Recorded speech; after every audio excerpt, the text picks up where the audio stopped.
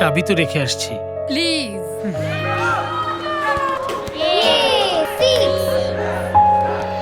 সন্তানই পরিবারের পরিপূর্ণতার প্রতীক। কারো জীবনে এই আশীর্বাদ অপূর্ণই থেকে যায়। বাবা বলো তো কালকে কি স্পেশাল ডে? স্পেশাল ডে আমার তো কিছু মনে পড়ছে না মা।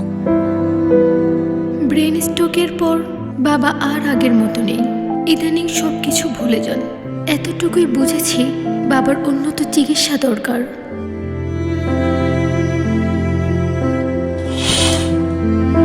মা, রুমটাও তো অন্ধকার করে রাখো কেন? কবরে তো অন্ধকারই থাকতে হবে বাবা।